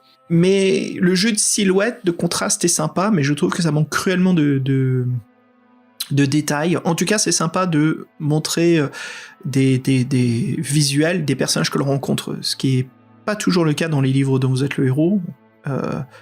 Mais sinon, je trouve qu'ils étaient vraiment pas trop intéressés. Les cabochons de la moto avec les Uzi, c'est cool. Le M16 avec la chaîne, c'est sympa, ça matérialise bien. Mais après, certains dessins, bon, il y a une autre intercepteur qu'on va croiser qui est à l'envers. On rencontre des ennemis. Mais je trouve que les arrière-plans de ces illustrations sont vraiment pauvres. Ultra pauvres, quoi. Et c'est dommage parce qu'on parle d'un monde post-apocalypse. C'est pas très difficile à illustrer, mais c'est important à représenter. Et moi, je t'admets qu'à chaque fois que je tombais sur une illustration, c'était un peu... ça faisait un peu le livre de coloriage, quoi. Bah, en fait, c'est vrai qu'elles sont un peu inégales, mais celles où il met un peu en scène des antagonistes un peu plus coriaces, moi, je trouve qu'elles fonctionnent bien. Parce que le mec dans son char, l'animal, le Chuck Norris... Alors, le mec avec ses rats, je l'ai pas rencontré ce passage, mais j'ai trouvé ça super intriguant. Le mec avec ses... Ah oui, exact. Ouais. Et puis le vieillard aussi. Non. Après, il y a certaines qui sont un peu pauvres. Ouais. Les mecs dans leur véhicule. Ouais, c'était un peu... J'étais assez déçu, quoi. Mais bon, c'est dommage. Parce que c'est quand même... On a des super artistes à bord de ce projet, hein. On a quand même des gens qui, comme on a vu, qui ont travaillé l'illustration de l'affiche de Blade... Enfin, le concept art de Blade Runner, qui ont travaillé au Games Workshop, qui ont travaillé vraiment sur des choses impressionnantes. Je veux dire... What the fuck? J'ai vraiment envie de dire what the fuck, quoi. Qu'est-ce qui se passe? Pourquoi ce niveau est pas au niveau de qui ils sont? Oh, moi, je sais que quand j'étais jeune, ça, en tout cas, ça m'avait marqué. C'est passé plus l'univers, en fait, où ça changeait. Puis c'était Mad Max l'interdit. J'étais trop jeune. Mais je me souviens que ce livre-là, j'avais dit, ah putain, ouais, ça a l'air d'être une super aventure. Moi, je suis vraiment étonné de Kevin Bulmer, tu vois, de l'art qu'il a fait pour Golden Axe ou Gauntlet. Quand je regarde ça sur le web, je vois un petit peu ce qu'il dessine, et après je vois... je sais pas, ça manque quelque chose. En tout cas, je t'admets, je remarque quelque chose. Dans le trait et le style des personnages, je vois un petit peu le style de Eddie de Iron Maiden. Ah ouais, je sais pas s'il a fait dessiner pour... Les poses des personnages elles sont pas juste stagnes, ils sont pas juste debout, ils sont accroupis, pliés, mains sur la hanche, ils ont de l'attitude. Et ça, tu remarques, c'est un détail qui est intéressant des gens qui aiment illustrer des personnages, quoi. Ils sont pas juste là, tu sais, debout à te regarder, quoi. Ils vivent dans leur monde, ils font quelque chose. En fait, ils sont occupés, ils sont en train de faire quelque chose, et toi, tu arrives dans leur vie. Et ça, j'ai trouvé bien, ça matérialise encore une fois l'univers, tu vois, les gens qu'on rencontre. Donc ouais, mais je peux pas cacher, voilà, je voulais être sincère avec toi, avec nos éditeurs aussi. Moi, j'étais vraiment, je suis déçu en général des illustrations. C'est pour moi, c'est tu vois, c'est pétard mouillé, quoi. Ouais, moi je trouve quand même pour le job. Je trouve que c'est ce que leur doit. Ah, c'est cool. Bon, vas-y. Alors, dis-moi. On a parlé justement de notre rencontre avec la Chevrolet, ce fameux premier combat Mad Max. Qu'est-ce qui t'arrive par la suite, toi? Qu'est-ce qui t'a marqué, Fred? Bon, en fait, moi, ce que j'ai envie de dire déjà, c'est que j'ai remarqué que l'essence, c'était très important. Donc, en fait, moi, j'ai un peu décomposé l'aventure par recharge d'essence. Parce que, donc, on doit aller vers le sud, San Angelo, là, Los Angeles. Ce que je retiens... oui, bah, si on fait un peu dans l'ordre chronologique, bah, c'est un peu toutes les péripéties qui... Si, il y a un truc qui m'a fait marrer, c'est qu'en fait, assez tôt dans l'aventure, on entend un message, c'est qu'en fait, Nouvelle-Espérance est attaquée par des pillards, il y a eu des morts, et en gros, le chef de la ville, je sais plus comment il appelle, le gouverneur, il s'est fait enlever, quoi. Bon, oui, Sinclair. Ouais, ça, bon, tu fais un peu merde. Donc là, toi, t'es sur ta route. Bah, y a des fois la route est plus praticable, donc tu es obligé de faire un peu de te débrouiller, tout ça. Bon, il y a pas mal de petits pièges ou même des embuscades. Et moi, ce qui j'avais échappé au piège d'une ambulance stationnée sur le côté, le piège d'un barrage avec des motos qui voulaient me faire un traquenard que j'ai réussi à faire fuir et que j'ai pas poursuivi. Et après, donc, il y avait une petite ville qui était mentionnée. Je me dis quand même, pour trouver de l'essence, je pense que c'est dans les petits bleds comme ça que je peux trouver des trucs. Et là, en fait, j'arrive en direction de la ville. Et là, tir de roquette sur moi. Oula, quel accueil. Du coup, je fais un peu le bazar là-dedans. Il y a des motos qui s'enfuient. Je les poursuis. Elles vont jusqu'à la ville. Et là, en fait, on arrive devant un bâtiment. Et là, le bâtiment nous mitraille. Mais nous mitraille. Vous savez, est-ce que vous voulez tirer une roquette? Je veux mon neveu, où tout explose. Tu tires dans le bâtiment, c'est ça? Ah, tu tires dans le bâtiment, tout explose. C'est le silence là-dedans, quoi. Et là, qu'est-ce qui se passe? Je l'ai fait aussi, ça. En fait, il y a un sniper qui avant c'est la rencontre, tu vois le reflet de comment ça s'appelle, pas du viseur, le zoom, canon. le canon, pas le canon, l'objectif. Les lunettes, ouais. Les lunettes, ouais, et c'est là où justement tu les poursuis, il y a une poursuite où ils te poursuivent, et tu vois deuxième fois le reflet qui vient d'une maison, et là on te propose de lancer une roquette dans la maison. Je veux mon neveu. Écoute, j'adore ces choix-là, quand Ian Livingstone te dit fuck everything, tu vois, c'est... T'en as rien à cirer, mec, vas-y, fais tout péter. Et c'est amusant, je t'admets que c'est des moments, là, dans le livre, où on s'éclate. Toi aussi, non ? Oui, puis ça venait un peu comme ça, et en fait, on se comprend qu'il y avait une telle résistance que c'est eux qui avaient enlevé le sénateur, donc on délivre le sénateur comme ça, et en plus, ce qui est méga cool, c'est qu'il y a un vieux supermarché, et on trouve de l'essence, donc c'est là qu'il fallait aller, en fait. Oui, c'est vrai, comme tu as dit, c'est l'essence. Ce livre, de toute façon, on va dire, c'est les difficultés du Ian Livingstone dans ce livre de combattant de l'autoroute, c'est de trouver des jerrycans d'essence. C'est ça, en fait, qui nous permet soit de crever ou soit de continuer l'aventure. Bon, il y a un truc qui m'est arrivé un petit peu avant ce moment-là, Fred, parce que je voulais mentionner aussi, t'as bien fait, je suis content qu'on l'ait vécu tous les deux, c'est vachement amusant, mais avant ça, je suis en train de parcourir l'autoroute et je vois un énorme mur de voitures, mais qui est pas dû à un accident, tu vois, qui s'empilaient l'une sur les autres. Je dis, oh, ça sent le traquenard, je me fais pas chier, je balance une roquette. Direct dans le mur, quoi. Pouf, je l'explose, je passe à travers, et je suis poursuivi par deux motards qui me tirent au Uzi. C'est la grosse baston. Et j'arrive à en tuer quelques-uns, il y en a un qui s'enfuit, ou non, il y en a un qui est en train de crever par terre, c'est ça. Et au lieu de me dire pitié, il me dit, comment il s'appelle, Fat Jack, nous vengera. Je dis, ah, Fat Jack, sympa. Alors oui, il faut que je le mentionne, Fred, j'ai lu le livre en anglais, pas en français. D'accord. Ouais, j'ai voulu faire ça de plus en plus pour le podcast, parce que toi, tu lis la version française, je voulais lire l'anglais. Est-ce que tu as entendu aussi mentionner le nom Fat Jack ? Je voulais savoir si certains noms étaient traduits en français. Non, ça me dira, parce que moi, cette scène-là, c'est eux qui ont fui, je les ai pas poursuivis. Donc, Yeah, gotcha. Moi, écoute, je les ai défoncés, hein, carrément fusil à pompe dans la gueule, et puis j'ai trouvé des monodes, j'ai trouvé carrément 200 crédits, hein. Et puis j'ai trouvé... Ah, ça, c'est bien, ça. Et puis ça m'a servi plus tard dans l'aventure. Et j'ai trouvé aussi une carte avec une croix marquée sur une ville qui s'appelle Rockville. Donc ça, bien sûr, ça viendra un peu plus tard dans l'histoire. Mais ouais, continuons après... Ouais. Oui, c'est la fameuse ville dont on a parlé juste avant, là, Rockville, avec le sénateur. Ouais, voilà, c'est ça, voilà, où là on le sauve, mais j'adore ce tir de roquette dans la baraque, je vois vraiment ça comme un... Quand je lisais ce livre, dans ma tête, l'imagination me faisait vivre un film post-apocalypse italien. Oui, je suis sûr qu'elle dire ça. Ouais, c'est stylé. Mais on s'y retrouve, non ? Les nouveaux barbares, les combattants de l'an 2000... Et est-ce que je peux en citer un troisième, là, de mémoire comment il s'appelle, l'arène, les champions de l'arène, c'est ça ? C'est là où c'est des motards qui se battent dans le futur, dans une arène, quoi. Au lieu que ça soit comme rollerball pour une balle, là, c'est juste ils se rentrent dedans, ils se défoncent. C'est génial. Alors, il y a... Continuons par la suite. Alors, vas-y, après qu'on ait fait péter la baraque avec un missile, il y a un truc, toi, qui t'a marqué après ? Oui, ouais, toujours direction le sud, parce que je vois... moi, après, à partir de là, je m'étais refait avoir avec le bidon d'essence. Donc là, après, moi, le bon chemin que j'ai trouvé entre ces deux bidons, c'est de faire dodo dans un café. Et je prends pas de risque. Et après, je reviens toujours vers le sud. Et là, je tombe sur le truc, pour moi, que j'attendais, qui était la course de voiture, quoi, la course à la mort de l'an 2000, quoi. Et ça, c'était pour moi la meilleure scène du bouquin, là. Ça m'a coûté toutes mes thunes, on a 200 crédits, ça coûte 200 crédits l'inscription. Et on est en mano à mano contre une Ford jaune. Et là, c'est le combat scripté, la course, l'aller-retour dans l'anneau, entre deux voitures mortes de faim. Et j'ai trouvé que là, c'était une partie super sympa, avec différentes étapes.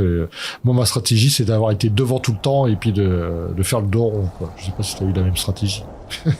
Ouais, c'était sympa tous ces jets et cette bataille. Puis c'est vers la fin du combat, on se dit vas-y, on va commencer à être agressif. Puis à la fin, moi, c'est vraiment, je prends l'avant et lui, il me double.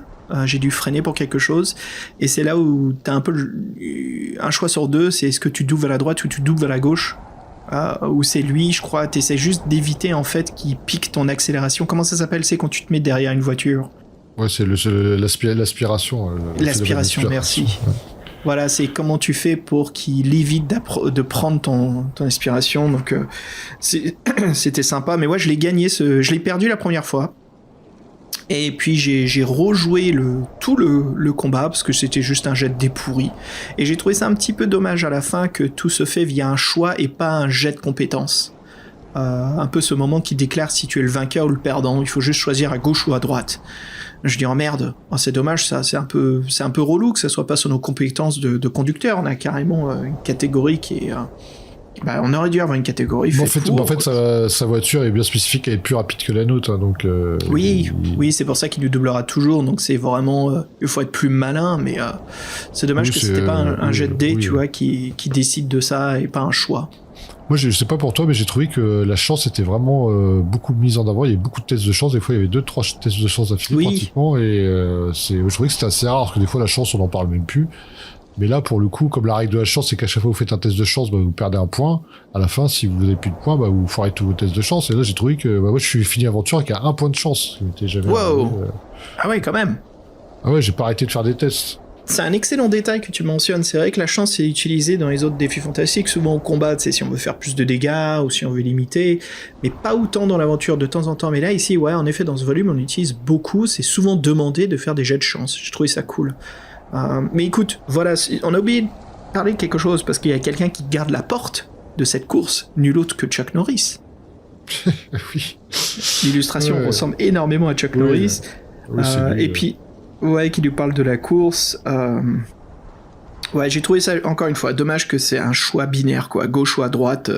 Voilà, si on arrive à gagner ou faire cette course. Pour une fois, j'étais content de choisir gauche de façon compulsive. Comme ça, je me suis pas trompé. Eh ben écoute, ouais, je crois... j'avais envie de t'en parler de ça, je l'ai mentionné ici dans mes notes. Il y a une erreur d'écriture ici, dans la version anglaise, et je crois que les traducteurs, ils ont merdé, ils ont gardé l'erreur. Ian Livingstone te dit, tournez à droite, allez ici, tournez à gauche, allez par là. Si tu choisis le chemin de droite, la réponse se lit comme si tu avais pris à gauche. Et bien sûr, si tu choisis d'aller à gauche, la réponse se lit comme si tu allais à droite. Ouais, d'accord, il s'est peut-être trompé dans ces...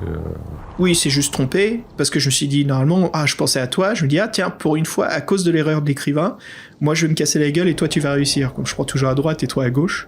Ouais. Et c'est marrant parce que c'est une bonne idée de toute façon, parce que ça aurait pu créer tout un bordel, de recomposer les choix de paragraphes, mais les traducteurs ont gardé l'erreur technique. Et je trouve que là, par exemple, je sais pas s'ils l'ont remarqué ou pas, mais c'est une bonne idée, parce que tu vois ce que je veux dire, si tu inverses, ça peut créer des problèmes après s'il y a plusieurs possibilités de résultats par la suite, c'est différents choix.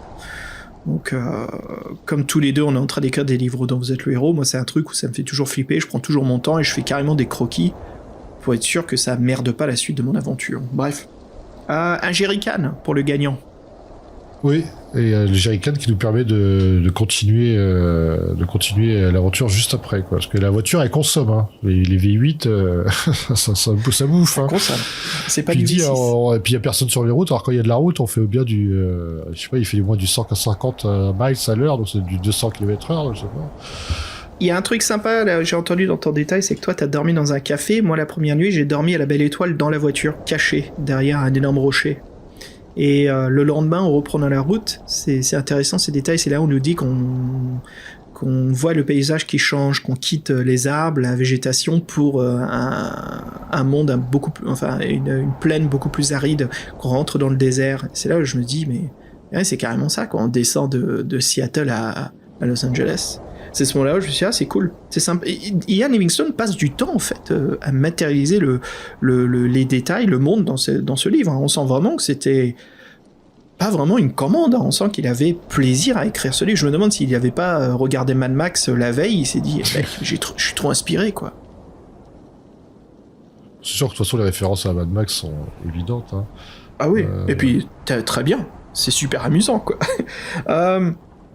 Par la suite, mec, j'ai un peu j'espère que tu n'as pas trouvé cela, parce que ça me rappellera un petit peu le coup-pied Van Damme de La Voix du Tigre. J'ai trouvé quelque chose d'assez intéressant par la suite. Dans la voiture de police ? Non, j'ai trouvé un mécanicien qui s'appelle Pete. Ah oui. Oui, alors c'est ça, en fait, je me demandais, parce que j'avais une question sur ce moment-là, parce qu'en fait, c'est un moment sur lequel on est pratiquement obligé de tomber, je crois, parce que les deux passages tombent après sur lui. Alors moi, ce que j'ai trouvé, c'est qu'en fait, il fait une réparation que tu payes 100 crédits, je crois.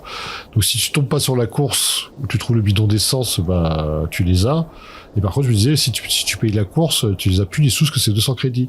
Mais toi, tu m'as dit que tu avais trouvé de l'argent avant, ailleurs. Bah ouais, comme j'ai défoncé et pillé des motards assassins, Ouais. là. Je me disais, pourquoi il fait un truc obligatoire dans lequel, en fait, si on fait le bon chemin, ça sert à rien d'y aller. Alors, bah, j'ai une autre question. Parce que je sais, ce qui change sur ta voiture, est-ce qu'on s'en sert dans l'aventure après? Parce que j'ai pas vu de moment, moi, où... En gros, vas-y, booste ta voiture, c'est super. Et tu vas utiliser après ta voiture? Non, c'est juste pour dire que t'as boosté ta Exactement, voiture. en fait c'est ça, j'avais les crédits, il voulait aussi 2 kits de soins, je les avais, et donc il améliore l'accélérateur de notre Dodge avec un super chargeur, j'ai trouvé ça sympa, j'ai dit j'ai hâte de l'utiliser, je l'ai pas du tout utilisé pour le reste de l'aventure. Oui, c'est ça. Parce que moi, après de l'aventure, je pense que comme il y a qu'un seul chemin, j'ai fait le bon chemin. Et je me dis, mais à aucun moment, on m'a demandé si ma voiture, j'avais eu un booster sur ma voiture. Donc, en fait, ce truc-là, ça sert. C'est pour le style, mais bon, le style à 100 crédits, bon, de toute façon, les 100 crédits servent à ça ou la course. Hein, donc, bref, je comprends pas tout, mais c'est pas grave. Hein. Moi, oui, donc ça c'est une scène obligatoire. Bah non, en fait je l'ai fait, mais après je suis mort parce que j'ai pas d'essence et quand j'ai fait la course, après je suis retombé sur lui, mais j'ai plus les sous, donc je fais bon bah écoute, je préfère mon bidon d'essence au boostage de voiture. Puis après en faisant la voiture, je fais bah, de toute façon, aucunement m'a proposé de savoir si ma voiture était boostée au niveau vitesse, donc je fais ça de la merde. Et tu me confirmes, donc. C'est dommage parce que j'avais hâte d'utiliser, je trouvais ça sympa. Et puis après, on découvre une autre Dodge Charger, une Dodge Interceptor sur le bas-côté qui a été défoncée. Donc c'est là où j'ai trouvé... Je crois qu'en la fouillant, j'ai trouvé un tuyau en... Ah oui, en plastique, comment ça s'appelle ? En plastique, voilà. En caoutchouc. En caoutchouc, merci. Oui, pour siphonner de l'essence, c'est sûr et certain. Ouais. Je dis bon, je sens que ça va me sauver la vie, ça. Et puis après, je crois qu'il y a eu une rencontre encore avec un ennemi sur la route, puisqu'il y a plusieurs combats dans ce livre avec la voiture.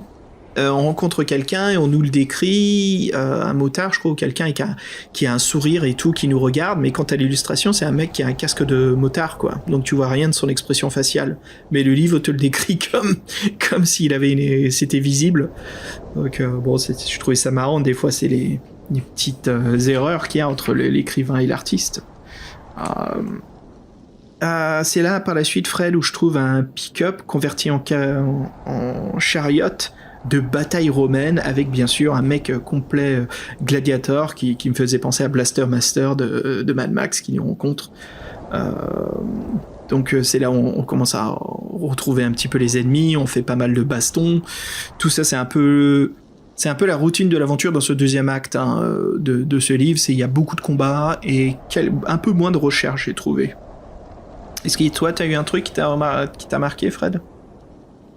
Non, bah, il y a juste en fait le principe qui revient souvent, c'est qu'il y a un véhicule arrêté sur le bas-côté. Est-ce que tu t'arrêtes et est-ce que tu fouilles? Donc l'ambulance, il y avait l'ambulance qui était un piège, là, il y avait une voiture de police qui était sur le bas-côté. Je me suis arrêté, mais il fallait une barre de fer pour ouvrir le coffre que j'avais pas. Bref, ça m'a servi à rien. Et après, ce que je me souviens, c'est qu'en fait, juste après le combat contre le char, là, le mec gréco-romain, là, le gladiateur romain. Blaster Master. En fait, la route se termine. La route, en fait, n'a pas été terminée, donc il y a plus de route. Là, il y a on peut passer par le sable ou par les cailloux. Et là, je sais pas si nos chemins se séparent, parce que moi, je suis passé par les cailloux. De même, on crève un pneu. Oui, bon, ça après c'est pas très grave parce qu'on a moi je sais que j'avais 3 pneus de rechange, donc bon, en moins c'est pas trop grave. Et assez vite on tombe sur une nouvelle autoroute qui mène vers le sud, donc vers San Angelo. Et là, on tombe aussi sur un camion qui, au miracle, a encore de l'essence dans son réservoir, et grâce au petit tuyau en caoutchouc, on peut siphonner son essence. Alléluia. Et puis après, par la suite, moi ce qui m'a marqué, c'est qu'on rencontre un personnage non joueur qui nous accompagne, c'est Amber. Est-ce que c'était le même nom en français ? Ambre. On va appeler Ambre. Ambre, ok. Donc Ambre, ouais, voilà. Dick Santangelo est attaqué par le gang des Doom Dogs. C'était ça en français aussi? Les chiens de la mort. Les chiens de la mort, les Doom Dogs. Voilà, donc ils attaquent n'importe qui rentre ou qui sort de la ville. Donc c'est clair que Amber elle propose de nous aider à les défoncer. Et il faut les attaquer à la source, il faut les saboter, il faut saboter leur voiture pendant la nuit, pendant qu'ils se reposent. Donc ça, j'ai trouvé ça sympa. On sort du bolide et on vit une petite aventure, voilà, où on rentre dans le camp ennemi. Ça tombe bien parce que j'ai trouvé des pinces à couper les barbelés, donc ça me sert pour... Dans le supermarché. Donc c'est très important, la Rockville. Là. Ouais, non, c'est un lieu où il faut absolument s'arrêter. Hein. Voilà, je rentre avec Amber. Par contre, elle merde, elle fait tomber une pierre qui fait du bruit, mais là, encore une fois, tu fais un jet de chance pour voir si ça attire les ennemis ou pas. Donc, vu qu'ils se marrent, ils rigolent auprès du feu, ils entendent pas. Elle plante des bombes, et il y a 7 voitures qui explosent, mais il y en a une, voilà, qui pète pas. Ou 6 voitures qui explosent, dont pas la 7ème. La bombe était peut-être défectueuse. 7 véhicules, 7 sur 8 qui explosent. Ah, c'était 7 sur 8, ok. Ouais, 7 sur 8, merde, il en reste un. Et bien sûr, ça démarre. Gros camion, un pick-up, je crois, qui a été customisé. Un break. Oui, c'est un station wagon. C'est un Chrysler Buick, c'est un Buick Station Wagon, la voiture qu'il y a. Je la connais très bien, Fred, parce que c'est la voiture que mes parents avaient quand j'étais gamin. Oui, elle est connue, la silhouette se reconnaît. C'est ça qui est bien, c'est que les voitures, on les reconnaît, ces voitures des années... Ouais. Ça, c'est absolument ça. En fait, toutes les voitures qui sont mentionnées, que vous rencontrez, elles ont existé, que ce soit des prototypes ou des voitures qui ont été vendues en masse, quoi. Mais la Station Wagon, voilà, et puis bien sûr, le mec qui est au volant, voilà, il nous dit stop. Il parle au vide parce qu'il sait qu'on se cache. Stop, vous pouvez pas échapper à l'animal. Je trouvais ça super comme nom de brigand, quoi. Et puis bien sûr, c'est un peu le moment de survie où on se cache dans l'obscurité, on essaye de devancer le station wagon pour se barrer. Et voilà, ça, on prend la voiture. C'est le lendemain, on arrive à la raffinerie de San Angelo, et c'est là on est attaqué bien sûr par les derniers des Doom Dogs qui sont dans le station wagon. C'est marrant parce que moi, en fait, j'ai un combat contre l'animal à ce moment-là, quand on s'enfuit. On arrive à la voiture, à l'intercepteur, en fait, il est juste à temps. Et après, on se poursuit, mais en fait, il nous embroche avec son véhicule. À partir de là, t'es obligé de poursuivre le combat de façon classique. Et moi, j'ai décidé de le faire aux armes à feu. Aux armes à feu, tu dois battre 4 chats de la mort, et après, tu l'assommes, lui, l'animal. Oui, absolument. Ouais. Tu peux choisir carrément d'utiliser les armes à feu. Ce qui est sympa, il y a ça aussi dans le jeu. Il y a les points, l'arme à feu, et puis bien sûr l'utilisation de la voiture avec ses multiples gadgets, hein, que ce soit les clous, les flaques d'huile qu'on peut verser, les roquettes. Ouais, il y avait des choses intéressantes. Je pense que c'est la fin du livre, mais ce n'est pas du tout encore, parce qu'il y a le voyage de retour. On lâche la Dodge Interceptor, qui nous aura accompagné, même aidé à survivre autant d'attaques, pour prendre un énorme tanker de pétrole. Là, on est vraiment au Mad Max 2, Road Warrior. Et avec une équipe, il faut remonter vers le nord, et bien sûr, on se fait attaquer, c'est ça. Oui, il y a des gens qui essayent de s'aborder le tanker, on est à l'arrêt, et puis il y a encore une bataille qui s'ensuit. Oui, alors, quand on arrive à San Angelo, on sent bien que c'est un peu la fin du livre. Donc, c'est l'attaque des chiens de la mort contre le camion-citerne à l'intérieur de la ville. On prend un peu les affaires en main. Moi, je sais que j'ai dit ça à ce moment-là, j'ai dû faire beaucoup de tests de chance pour gérer la situation. Donc, on arrive à les capturer. Donc, on repart avec le tanker. Effectivement, sur le retour, on a une attaque de 2 motards. Il y en a de lequel on se défait, mais qui crèvent nos pneus. Donc on est obligé de s'arrêter, et l'autre arrive et nous fait un peu un combat psychologique, parce que nous sommes de sortir du véhicule. Moi, j'ai décidé de rester, puis en fait, au bout d'un moment, il est sur le toit du véhicule, et moi, ce que je l'ai fait, c'est que je l'ai balancé du haut de la cabine, et puis il s'est écrasé comme une vieille chaussette. Et donc, après, je suis reparti. Et puis après, c'est la fin. Ah moi, c'est très différent ce que j'ai eu, Fred. Cool. Donc, bien sûr, on rencontre tous les deux ce groupe qui essaye de piquer le camion, mais il y en a un qui me dit, tu vois qu'il a un sens de l'honneur, et je lui dis, écoute, quitte ou double, duel de cow-boy, quoi. Et il me dit, ok, le gagnant prend tout. Et c'est là où je fais juste un jet d'arme à feu, inférieur au sien, pour pointer mon flingue plus rapidement que lui, et voilà, l'assassiner. Et j'ai trouvé ça sympa, le côté un petit peu plus western. Et après, par contre, il y a un moment intéressant, je l'ai pas rencontré. Quand on arrive à la fin de l'aventure, bien sûr, on retourne à New Hope. On nous dit, est-ce que vous avez été mordu par un rat? Non. Est-ce que toi, t'as été mordu par un rat? Non, non plus, non. Ok, donc voilà, les aventuriers, hein, si vous savez, voilà, on aimerait bien vous entendre parler. Moi, je le relirai parce que je t'admets que j'ai vraiment envie de savoir de quoi il s'agit. Je sais qu'il y a l'illustration d'un vieil homme avec un rat, donc je dis bon, ça sent la fin bidon si t'as merdé, quoi. Et puis, bien sûr, on rentre à la ville. Sinclair est mentionné, voilà, qui nous attendait. Et puis, c'est la fin de l'aventure. Très court, ce paragraphe de fin, 380. Ultra court. Hein. C'est un peu à la fin, comme certains défis fantastiques, un petit peu bidon. J'aurais voulu quelques pages de plus, quoi, un petit peu plus d'histoire. Oui, c'est vrai que c'est un peu amené comme ça, sèchement. Et il dit, si vous avez délivré Sinclair, tant mieux. L'aventure réussie. Merci. Bah voilà, écoute, Fred, dans ce monde post-apocalypse, la nuit est arrivée. Sous ce ciel de belles étoiles, je vais allumer un feu de camp, là, dans un vieux bidon rouillé d'essence. Et puis, je te propose que l'on se retrouve pour discuter de notre critique.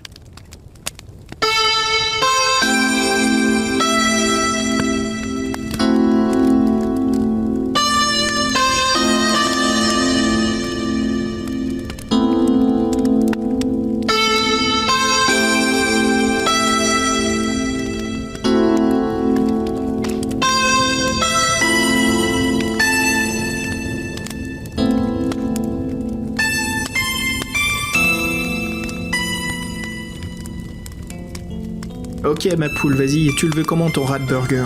Bien cuit ou saignant? Je prendrais moins de risques s'il est bien cuit, quand même. Ça marche. Eh ben, parlons justement de notre critique, notre opinion du combattant de l'autoroute. Fred, à toi l'honneur.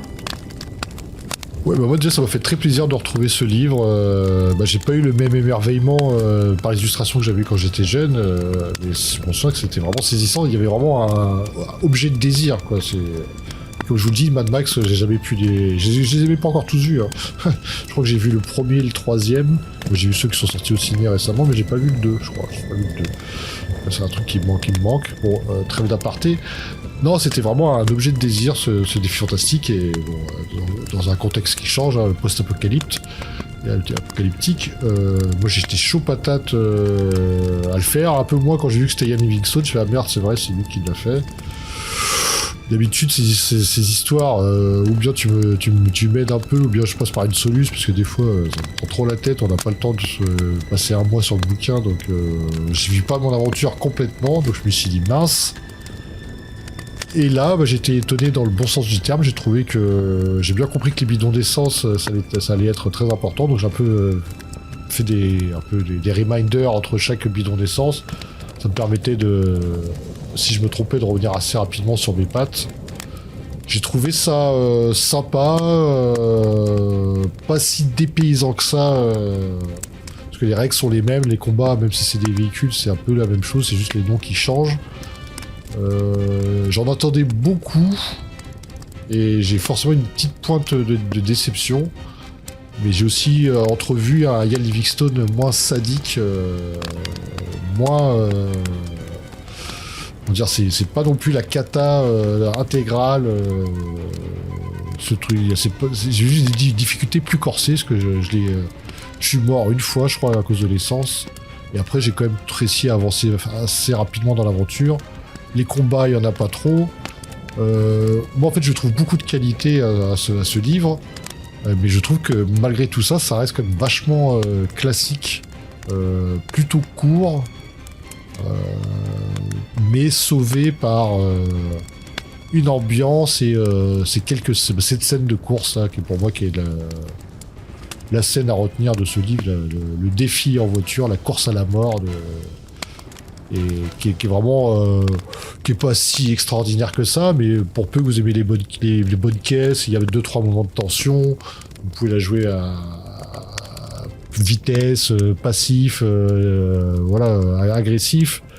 C'est vraiment une bonne séquence. Et moi, j'avais envie de me dire quand même que quand Ian Livingstone il est à ce niveau-là, moi ça me dérange pas de faire ses aventures. Et je trouve que même si j'étais un peu déçu dans le côté littéraire, description, c'est quand même bien suffisant. Et moi j'ai passé un bon moment. Voilà. Et j'en attendais quand même plus. Vraiment un vrai dépaysement que là j'ai pas eu. J'ai juste l'impression qu'on a transposé un défi fantastique dans un univers post-apocalyptique, quoi. C'est mon sentiment. Mon cher Xavier. Bah écoute, alors, l'aventure via un monde ouvert, hein, c'est un bac à sable sans merci, j'ai envie de dire, au sens littéral. Ian, il nous propose des nouveautés, voilà, non seulement une fiche de perso pour notre voiture de guerre, mais aussi tout un équipement, un attirail. Finalement, c'est là où je me rends compte que ces nouveaux objets et ces règles, pour nous immerser et d'une courte durée, car c'est vraiment qu'une illusion. Ça ne change pas grand-chose d'un classique défi fantastique. C'est seulement qu'on nous dit que vous êtes à bord d'une voiture que vraiment tu te sens que tu as une voiture avec des nouvelles compétences. Je trouve que c'était creux. Ça manquait pas mal de choses. L'utilisation du bolide et de sa conduite sont amusantes, mais c'est juste pas très profond.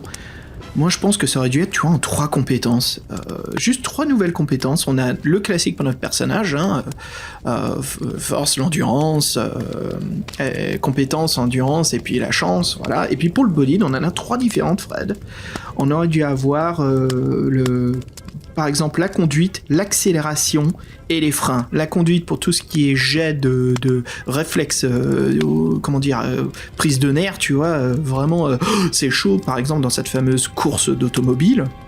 Voilà, c'est de tourner le volant, de bien conduire au bord d'une falaise. L'accélération, quand il faut mettre le boost à certains moments, même pour rentrer dans des personnages, pourquoi pas, peut servir même pour faire des dégâts.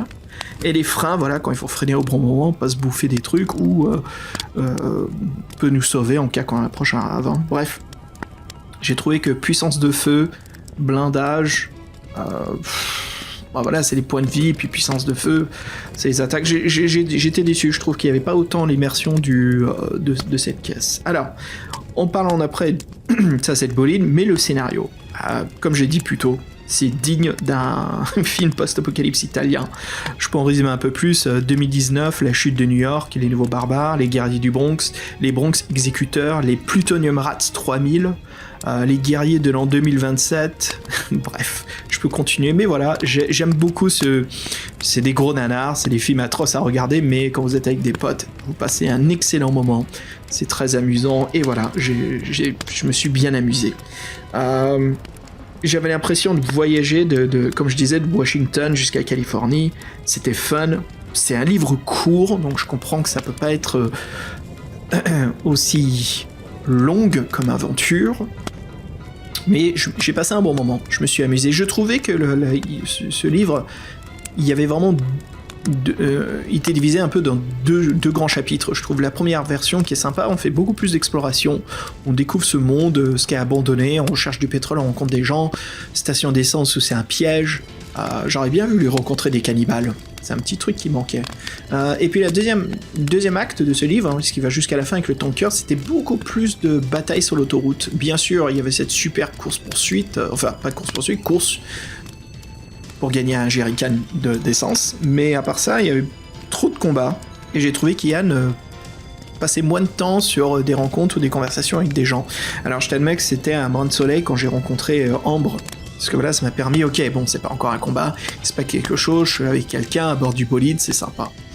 À part ça, ouais, c'est un défi fantastique assez sympa, c'est sûr qu'il sort du lot, il innove pas, malgré que oui, en effet, il y a un véhicule, mais je trouve que c'est dommage, quoi. C'est pas aller plus loin que ça aurait pu l'être, et pourtant c'était un excellent concept.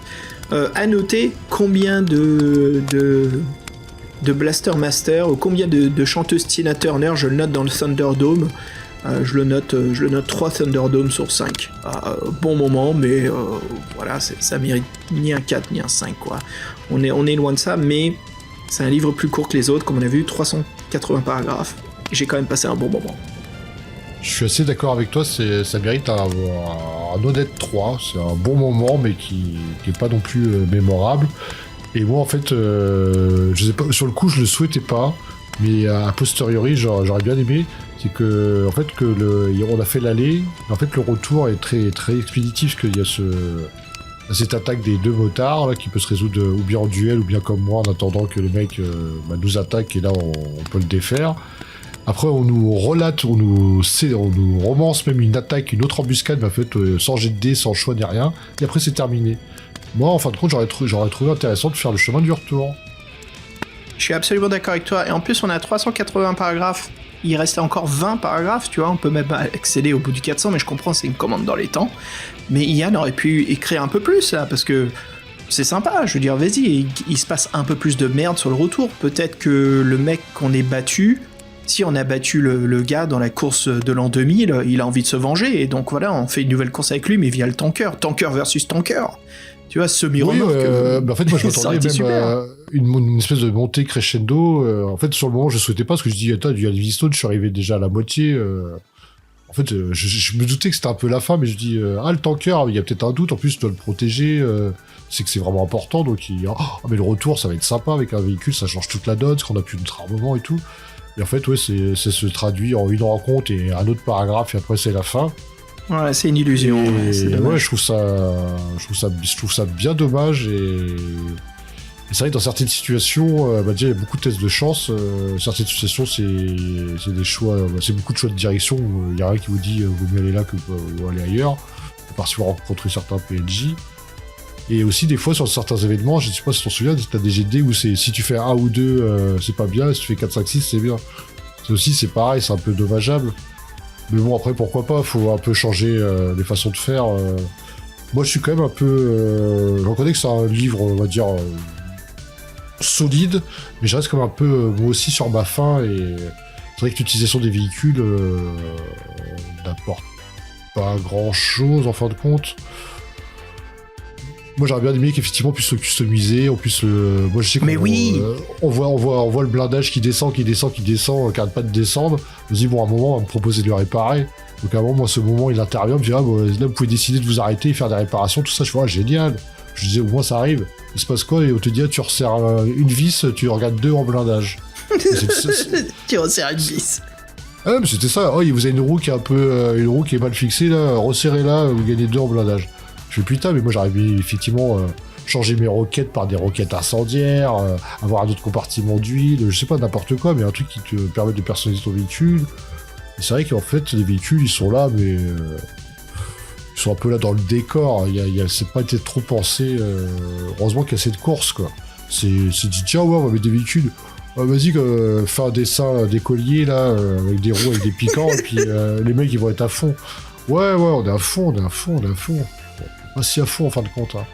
Non, tu vois, franchement, rien que t'entendre là, ça m'inspire. Tu vois, moi j'aurais mis des personnages non joueurs. T'as un véhicule, t'as un bolide, il y a des sièges dans la caisse, il y a un siège passager. Pourquoi pas avoir de temps en temps le choix d'un personnage qu'on peut rencontrer, un mécanicien qui nous permet d'améliorer le bolide après les combats, un toutou. Tu peux l'appeler Canigou, quoi. Je sais pas, un bon nom de post-apocalypse pour un toutou. Canigou, qu'est-ce qu'il fait? Quand on explore des lieux, tu lances un dé pour Canigou. S'il fait un 6, il trouve de la bouffe qui restaure l'énergie. Ambre, elle te donne des bonus au combat, tu vois, t'as le droit d'attaquer 2 fois au lieu de seulement qu'une fois. Bref, ces petits customs. Et encore pour aller plus loin, Fred, quand on a le tanker à la fin, on a carrément une nouvelle fiche de bolide, le bolide tanker, tu vois, au lieu des roquettes, on a des hommes de main avec des mitraillettes sur le côté, ça réduit à chaque fois au lieu que ça soit les points de blindage. On a pas mal d'équipements, une tourelle M16, tu vois, juste quelque chose qui permet que les combats, en fait, tu peux attaquer de différentes façons et tu as différentes possibilités de choix. Comme ça rend les combats plus intenses et ça les scripte un petit peu. Je sais que ça ajoute beaucoup plus de boulot, mais encore une fois, on est à court de 20 paragraphes, enfin 20 segments, et 20 segments, c'est pas mal de possibilités pour une fin. Oui, pourquoi plus court? Et puis il y a le chapitre qu'on veut jamais voir, je crois que c'est le 364. Vous avez plus d'essence, allez au 364. Oh, votre aventure se termine, vous pouvez rentrer à pied. Et puis tu sens que Ian il passe un bon moment, quoi. Aucun paragraphe ou segment dans le livre, je me suis dit, on sent qu'Ian il se fait chier. On sent qu'il en a marre d'écrire ce livre. Ce qui est le cas dans certains défis fantastiques des écrivains. Tu sens que là, bon, ça les gonfle, quoi. Ça les fait chier, vite fait. La fin, bien sûr, vous avez réussi l'aventure, bravo. Là, tu sens qu'Ian, il adore cet univers. Il te le décrit, il passe du temps, et je me dis, mais mon Dieu, mais Ian, je crois que dommage que t'aies écrit qu'un seul livre comme ça, quoi. C'était chouette. Et ça me donne vraiment envie, Fred, de... Je crois que je vais le faire, hein. Je vais te le proposer, je crois pas que tu diras non, mais vraiment de lire la quadrologie de Joe Dever, quoi, de Freeway Warrior. Moi, tu connais mon appétence pour l'anticipation, la science-fiction, le post-apocalyptique, Ouais. donc oui, ça change complètement d'Heroic Fantasy. Après, j'adore aussi Heroic Fantasy, mais bon, c'est vrai qu'on retrouve toujours un peu les mêmes nains, les mêmes de... No offense, hein, Totran, mais on retrouve un peu tout le temps tout le temps un peu les mêmes choses, donc au moins le post-apocalyptique, l'animal avec l'espèce de gros méchant là, avec sa cagoule façon Cobra, lui m'a fait penser au dessin animé Cobra, la scène où il y a du catch, là, une scène mythique. Oui, bien vu. Ouais, non, mais en fait, moi, il y a beaucoup de choses qui m'avaient marqué quand même dans ce bouquin, mais parce qu'en fait, ça reprenait tous les codes qu'on avait dans les années 80, la Lamborghini Countach, les trucs les dessins de mes Cobra, un peu les comics aussi, parce que les mecs font assez... personnages font un peu comics quand même. Donc, non, c'était... moi, ça m'avait impressionné, quoi. C'était... Ouais, tu me fais bien le dire, c'est G.I. Joe version post-apocalypse. Un peu déçu, mais en fait, moi, ça me réconcilie un petit peu avec Ken Livingstone, donc je me dis qu'il y a quand même toujours du bon à prendre dans cette aventure. Parce que moi, quand il est à ce niveau-là, ça me gêne pas hein, que ça soit comme ça. Par contre, des fois, j'en veux à mort, je déteste sa façon de procéder. Mais là, non, ça m'a pas gêné. J'ai trouvé ça trop retors, on va dire. Non, bien dit. C'est vachement inspirant, ça. Ouais, bien dit. Et pareil, moi, c'est... Je sais pas si j'ai réconcilié, parce que c'est un petit peu... Je me lance dans du Ian Livingstone, je sais à quoi m'attendre, mais... Je me dis, mais Ian, là, tu kiffes ce que t'es en train d'écrire. Ça se sent absolument, c'est... Pourquoi t'as arrêté juste après un volume comme ça, quoi? C'est chouette. Et je t'admets, pour être sincère, entre ça et un autre Ian Livingstone, je vais devoir réfléchir un petit peu si je préfère pas lire Les Combattants de l'autoroute que, par exemple... je vais être un peu vache, mais le labyrinthe de la mort, moi encore une fois, je le trouve très difficile. Je sais pas, il faudrait que je réfléchisse avant que je fasse un opinion aussi drastique au podcast dont vous êtes le héros. Mais voilà, en tout cas, j'espère bien partager mon ressenti sur ce livre, il y a de l'or dans cette possibilité. C'est juste que, voilà, c'est ton premier. C'est comme n'importe quelle pièce d'art que l'on fabrique soi-même, la première version, c'est pas la plus aboutie, on continue. C'est maintenant, je sais comment faire ces types d'histoires, je peux écrire une nouvelle et j'aurai appris de ce premier, je peux améliorer ce que j'ai fait, je peux développer davantage. Et non, hélas. Donc, Ian, si tu nous écoutes, ce qui sera bien sûr absolument pas le cas, s'il te plaît, fais-nous un combattant de l'autoroute 2.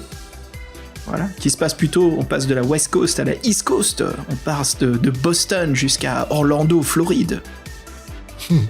Moi, la West Coast, ça me va bien. Hein. Ah oui, c'est sympa, West Coast, c'est chouette. Et je dis pourquoi pas. Mais bon, bref, voilà. Fred, voilà, ça conclut le combattant de l'autoroute. Un excellent vote du Patreon. Merci encore les Patreons pour ce choix. On a passé un bon moment. Et puis Fred, il est temps de les remercier justement. Et comme d'habitude, on salue en premier Damol, notre Etienne préféré. Suivi par un nouveau héros à la plateforme Patreon, Gunbar. Salut Gunbar de toute l'équipe. Oui, bienvenue à toi et merci pour tes messages, hein. C'est très sympa, on a vraiment apprécié ton arrivée, donc c'est cool. Ouais, c'est un vrai plaisir. No offense, Jean-Christophe Comon. C'est comment tu cherches. Ça sent la réponse de Dorbar, ça, sur le Patreon. Ainsi, par la suite, Kiki Momo. La papesse Facebook, Laure Anne. Nul autre que le maître du jeu du monde de l'œil noir, Lorkian. Grand maître et grand maître parano global. Ames, le Joukiner fou, ou le fou, au choix, mais toujours aussi fou. Notre Québécois emblématique, Simon, l'assaut spécial au Heavy Flamer, au Heavy Vulcan. Il faudrait qu'il ait le troisième arbre, parce qu'il a un troisième bras, je crois, maintenant. Et lance-croquette. Il a upgrade. Il a upgrade, il est passé... Oh, Simon, tu viens d'être upgradé. Tu n'es plus l'assaut Space Marine, tu es le Terminator. Ah bah oui, forcément, Terminator. Oh, c'est le Terminator au Vulcain, ça fait mal aussi, ça. Terminator au Vulcain. Après, on a Nico aka Ntezaz. Suivi par le professeur créateur fou, le docteur Yo. Et pour finir, Sébastien Bélézy. Merci à vous tous. Merci à vous tous, franchement, les Patreons, c'est un vrai plaisir. Grâce à vous, nous pouvons continuer, améliorer et bien sûr recevoir tout le feedback. Et on espère aussi vous retrouver, si ça vous dit, de nous rejoindre sur le jeu de rôle L'Œil Noir. Voilà. Et puis, bien sûr, les votes bientôt. Donc voilà. Si vous nous écoutez pour la première fois depuis un moment et que vous voulez participer un peu plus à la création du podcast et nous aider financièrement, vous pouvez donc devenir contributeur sur la plateforme Patreon via patreon.com/pdvelh. Et puis si vous voulez nous écrire du fan mail, n'hésitez pas à envoyer un email à bureau@tau-central-ceti.org. Et ben voilà, ça conclut ce podcast pour le mois de mars. Et puis Fred, on se dit à très bientôt.